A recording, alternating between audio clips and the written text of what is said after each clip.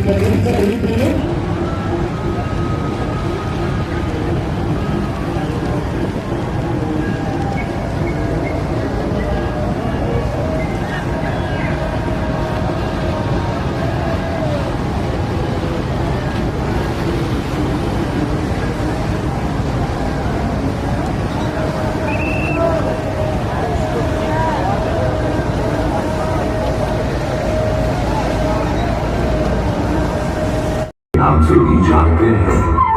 आइए मेरे साथ, मैं आपको एक यात्रा पर लिए चलता हूँ, गंगा की यात्रा।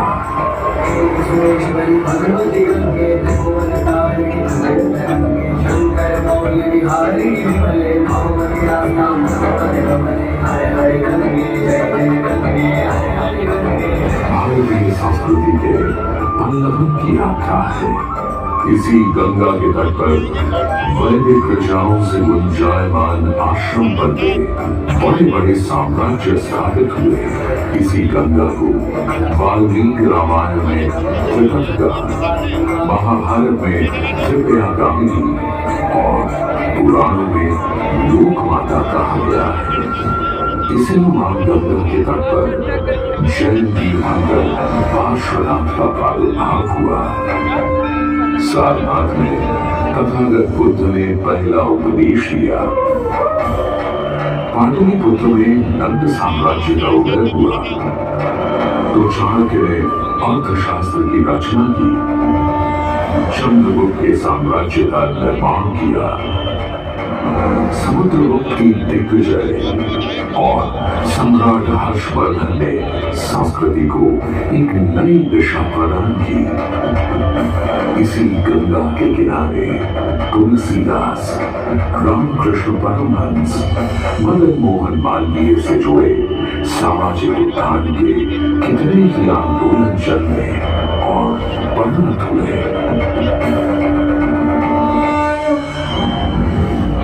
लेकिन आपको पता है, मां गंगा हमारी इस पृथ्वी पर आई कैसे? आज मैं आपको बताऊंगा कहानी गंगा अवतरण की।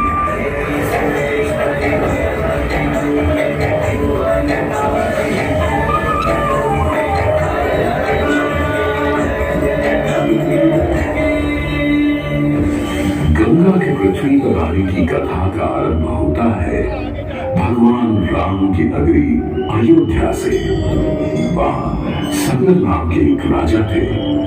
सगर राजा की दो रानियां थीं, केशरी तथा सुमति। किंतु राजा को कोई संतान नहीं थी, जिसके फलस्वरूप उन्होंने दोनों पत्नियों को साथ लेकर हिमालय में तपस्या की।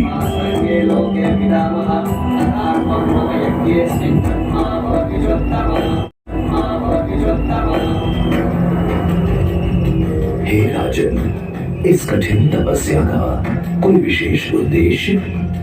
प्रभु, आपके आशीर्वाद से संतान प्राप्ति का वरदान चाहिए। तथास्तु, किंतु दोनों में से एक पत्नी को केवल एक पुत्र की प्राप्ति होगी, जो वंश को आगे बढ़ाने में सहायक साबित होगा, तथा दूसरी पत्नी से 60,000 पुत्र उत्पन्न होंगे।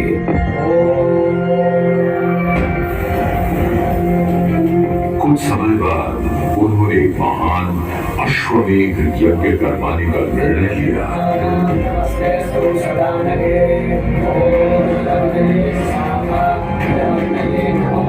यज्ञ सफलतापूर्वक बढ़ रहा था, जिसे देख इंद्रदेव काफी भयभीत हो गए।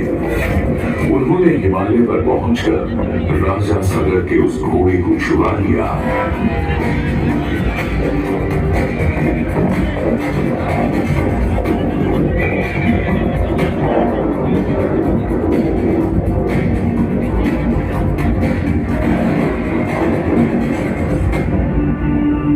और उसे छल से महर्षि कपिल के आश्रम में बांध दिया। सूचना मिलते ही सगर के 60,000 पुत्र घोड़े की तलाश में लग गए। जब घोड़े को खोजते खोजते वे वसुदेव कपिल के आश्रम में पहुंचे, वहां उन्होंने देखा कि कपिल मुनि आंखें बंद किए बैठे हैं और ठीक उनके पास यज्ञ का वह घोड़ा बंधा हुआ है। क्रोधित हो सभी पुत्र कपिल मुनि को घोड़े का चोर समझकर उन्हें अपशब्द कहने लगे। आंखें खुलते ही उन्होंने क्रोध में सभी राजकुमारों को अपने तेज से भस्म कर दिया। राजा सगर के पौत्र अंशुमन अपने चाचाओं को खोजते खोजते कपिल आश्रम में जा पहुंचे।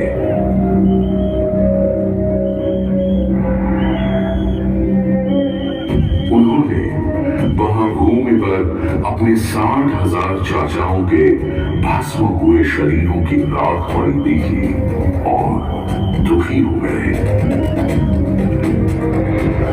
गरुड़ ने वहां घटी घटना की कथा राजा सगर, राजा अंशुमन, उसके उपरांत उनके पुत्र दिलीप ने गंगा को पृथ्वी पर लाने का पूर्ण प्रयास किया, किंतु सफल नहीं हुए। दिलीप के बाद भगीरथ ने भी गंगा तपस्या का निर्णय किया। भगीरथ की कठोर तपस्या से आखिरकार भगवान ब्रह्मा प्रसन्न होकर उनके सामने प्रकट हुए और मनोवांछित फल मांगने के लिए कहा। हे प्रभु, आपके दर्शन से मैं अत्यंत प्रसन्न हूँ।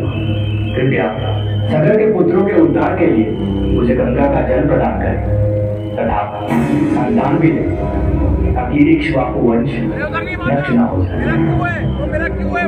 हे वत्स, मेरे आशीर्वाद से शीघ्र ही तुम्हारे यहाँ एक पुत्र होगा, किंतु तुम्हारी पहली इच्छा गंगा का जल प्रदान करना यह मेरे लिए कठिन कार्य है, क्योंकि गंगा भगवान विष्णु की सेवा में है। अतः तुम्हें भगवान विष्णु को प्रसन्न करके उनसे गंगा को धरती पर लाने की प्रार्थना करनी होगी।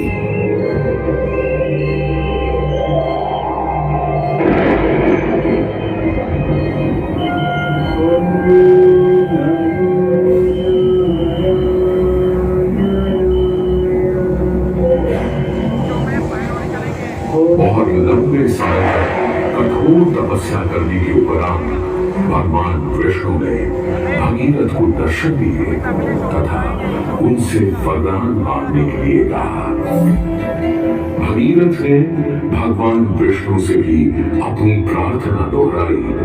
तब भगवान विष्णु ने कहा, भागीरथ, गंगा बहुत चंचल है और जब वे अपने पूर्ण वेग के साथ पृथ्वी पर अवतरित होगी तो उनके वेग को पृथ्वी संभाल नहीं पाएगी और वे सीधे पाताल में चली जाएगी। यदि गंगा के वेग को संभालने की किसी में भी क्षमता है तो वह है केवल महादेव जी में। इसलिए तुम्हें पहले भगवान शिव को प्रसन्न करना होगा, तभी तुम गंगा को धरती पर ले जा पाओगे।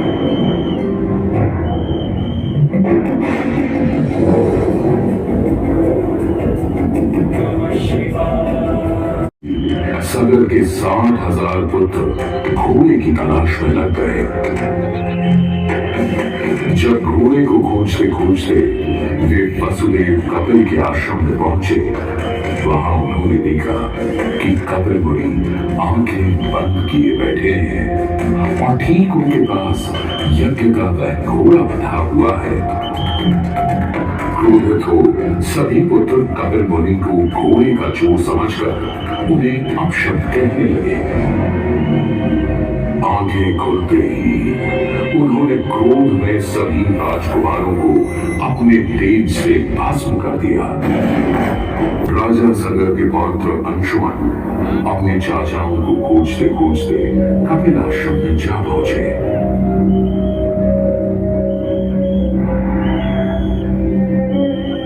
उन्होंने वहां भूमि पर अपने 60,000 चाचाओं के भस्म हुए शरीरों की राख पड़ी देखी और दुखी हो गए। करुण ने वहां घटी घटना की कथा उन्हें सुनाई और बताया कि चाचाओं की मृत्यु साधारण नहीं थी, इसीलिए उनका तर्पण करने के लिए केवल हिमालय की ज्येष्ठ पुत्री गंगा का जल ही सही माना जाएगा। गरुड़ द्वारा मार्गदर्शन मिलने पर अंशुमन घोड़े को लेकर वापस अयोध्या पहुंचे और राजा सगर को संपूर्ण घटना बताई। राजा सगर, राजा अंशुमन, उसके उपरांत उनके पुत्र दिलीप ने गंगा को पृथ्वी पर लाने का पूर्ण प्रयास किया, किंतु सफल नहीं हुए। दिलीप के बाद भगीरथ ने भी गंगा तपस्या का निर्णय किया। भगीरथ की कठोर तपस्या से आखिरकार भगवान ब्रह्मा प्रसन्न होकर उनके सामने प्रकट हुए और मनोवांछित फल मांगने के लिए कहा। हे प्रभु, आपके दर्शन से मैं अत्यंत प्रसन्न हूँ। कृपया सगर के पुत्रों के उद्धार के लिए मुझे गंगा का जल प्रदान करें तथा संतान भी दें, ताकि इक्ष्वाकु वंश नष्ट न हो जाए। हे वत्स, मेरे आशीर्वाद से शीघ्र ही तुम्हारे यहाँ एक पुत्र होगा, किंतु तुम्हारी पहली इच्छा गंगा, उनसे गंगा को धरती पर लाने की प्रार्थना करनी होगी।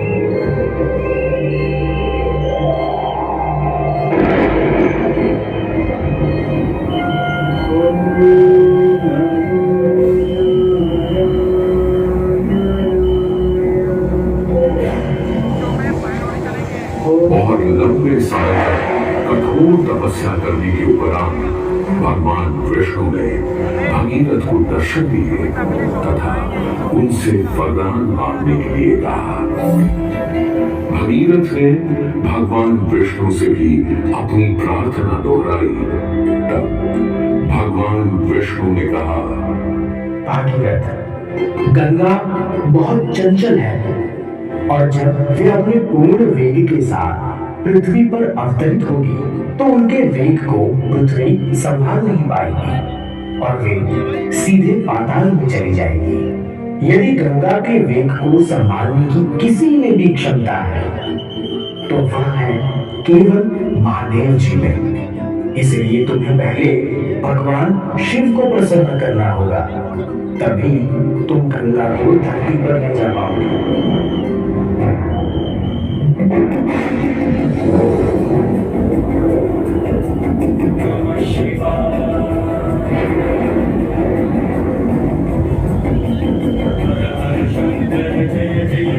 भगवान विष्णु से अनुमति मिलने के बाद भगीरथ ने महादेव जी की तपस्या की।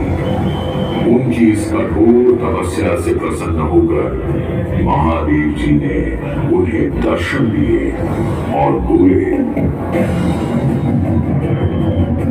हे परम भक्त, तुम्हारी भक्ति से मैं अत्यंत प्रसन्न हुआ। मैं अवश्य तुम्हारी मनोकामना को पूरा करूंगा, जिसके लिए मैं अपने मस्तक पर गंगा जी को धारण करूंगा। भगवान विष्णु ने गंगा से कहा, मृत्युलोक के कल्याण के लिए गंगा को धरती पर जाना ही होगा। वहाँ के जीव उनके जल का स्पर्श पाकर पाप मुक्त होंगे और उनका उद्धार होगा। भगवान विष्णु से आश्वस्त हो गंगा श्री हरि विष्णु चरणों से होकर वहां से चल गई।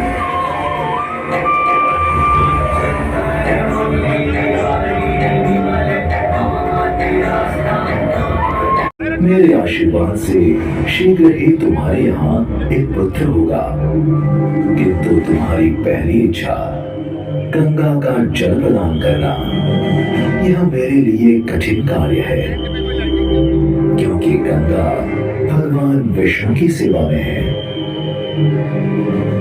अतः तुम्हें भगवान विष्णु को प्रसन्न करके उनसे गंगा को धरती पर लाने की प्रार्थना करनी होगी।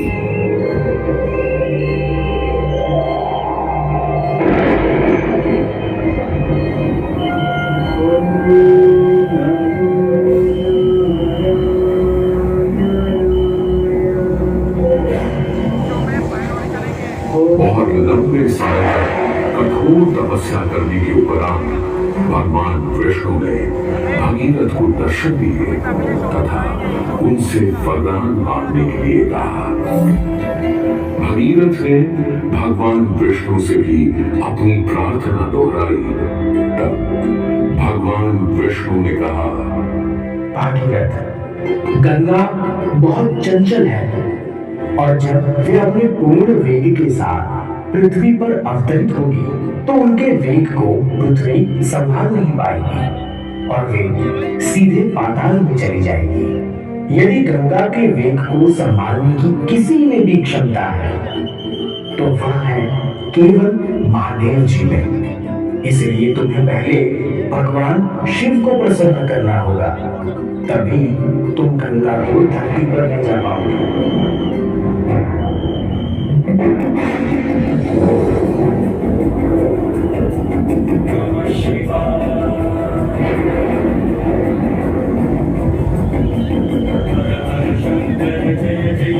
भगवान विष्णु से अनुमति मिलने के बाद भगीरथ ने महादेव जी की तपस्या की। उनकी इस कठोर तपस्या से प्रसन्न होकर महादेव जी ने उन्हें दर्शन दिए और बोले, हे परम भक्त, तुम्हारी भक्ति से मैं अत्यंत प्रसन्न हुआ। मैं अवश्य तुम्हारी मनोकामना को पूरा करूंगा, जिसके लिए मैं अपने मस्तक पर गंगा जी को धारण करूंगा। भगवान विष्णु ने गंगा से कहा, मृत्युलोक के कल्याण के लिए गंगा को धरती पर जाना ही होगा। वहाँ के जीव उनके जल का स्पर्श पाकर पाप मुक्त पहुंची। जहाँ भगीरथ के पूर्वजों की आंख पड़ी थी, उस राख का गंगा के पवित्र जल से मिलन होते ही सगर के सभी पुत्रों की आत्मा स्वर्ग की ओर प्रस्थान कर गई।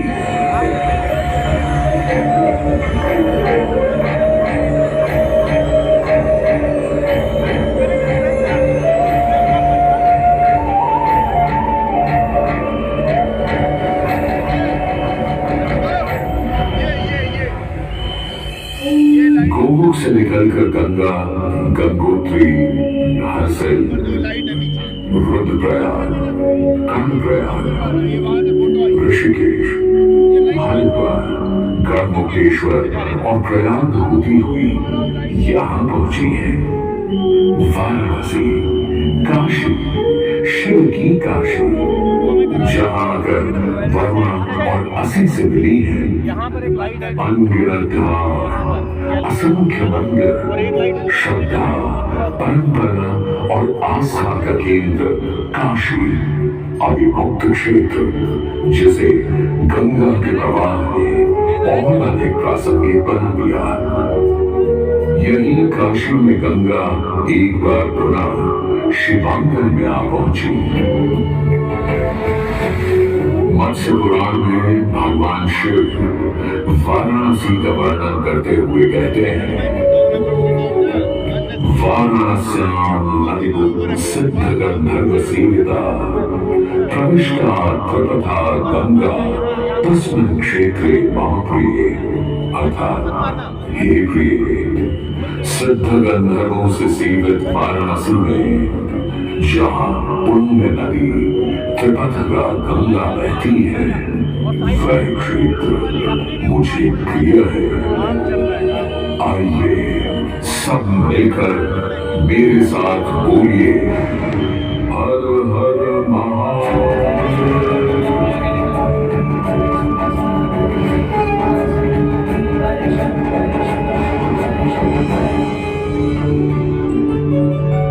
काशी के ये घाट आपको देव दीपावली की शुभकामनाएं देते हैं। यहाँ प्रज्वलित अनगिनत दियों की रोशनी सा उज्जवल रहे आपका जीवन, यही मनोकामना करते हैं। जिस पोजीशन पे आज ये है, उसी पोजीशन पे ये कल रहेगी। इसी गंगा को वाल्मीकि रामायण में त्रिपथगा, महाभारत में त्रिपुरागामिनी और पुराणों में लोक माता कहा गया है। इसी मां गंगा के तट पर जैन तीर्थंकर पार्श्वनाथ का प्रादुर्भाव हुआ। सारनाथ में तथागत बुद्ध ने पहला उपदेश दिया।